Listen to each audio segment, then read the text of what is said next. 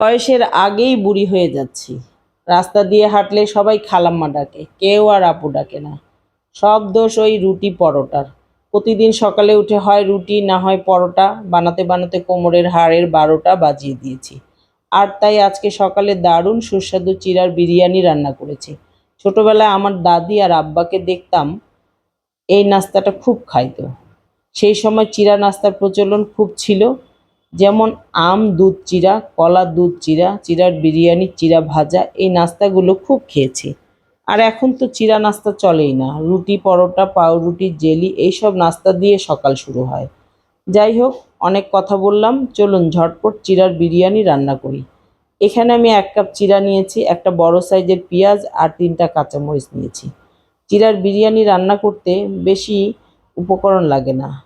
চুলায় একটা কড়াই বসিয়ে দিয়েছি, কড়াইটা গরম হয়ে গেছে। এখন সামান্য পরিমাণ তেল দিয়ে দিলাম। চিড়ার বিরিয়ানিতে খুব একটা বেশি তেল লাগে না, আবার তেলের সাথে ঘি অ্যাড করলে এতে বিরিয়ানি খেতে আরও বেশি মজার হয়, সুস্বাদু হয়। আমি মাঝে মাঝেই দেই। কড়াইয়ের তেল গরম হয়ে গিয়েছে, এখন কেটে রাখা পেঁয়াজ কাঁচামরিচগুলো দিয়ে দিলাম। পেঁয়াজ আমি বেশি কড়া করে ভাজবো না। নেড়েচেড়ে পেঁয়াজ কাঁচামরিচগুলো হালকা বাদামি কালার করে ভেজে নেব। কালারটা ঠিক এই রকমের হবে। এখন ধুয়ে রাখা চিড়াগুলো পেঁয়াজের মধ্যে ঢেলে দিচ্ছি।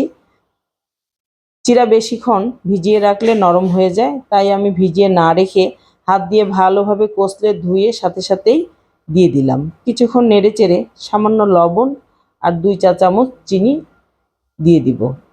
চিনি আর লবণ দেওয়ার পরে ভালোভাবে নেড়েচেড়ে মিশিয়ে নেব। মিশিয়ে নেওয়া হয়ে গেলে চিড়ার বিরিয়ানি নামিয়ে নেব। এই তো আমার চিড়ার বিরিয়ানি হয়ে গিয়েছে, এখন নামিয়ে নেব। চিড়ার বিরিয়ানি একটু শক্ত শক্ত খেতেই বেশি ভালো লাগে। অনেকে আপনারা বলতে পারেন, চিড়ার বিরিয়ানি এটা কী বা এমন নাস্তা, আর এর ভিডিও দেওয়ারই বা কী আছে। আসলে এই নাস্তাটার সাথে অনেকেই পরিচিত না।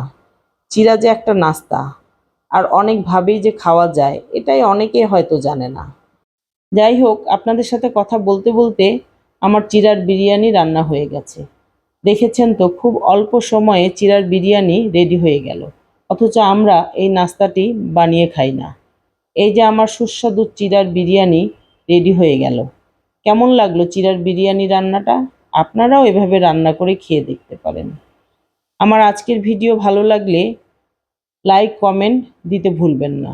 আর বেশি বেশি করে শেয়ার দিয়ে অন্যদের দেখার সুযোগ করে দিবেন। আজকে এই পর্যন্ত, আবার আসবো নতুন আরেকটি ভিডিও নিয়ে। সবাই ভালো থাকবেন, সুস্থ থাকবেন। আসসালামু আলাইকুম।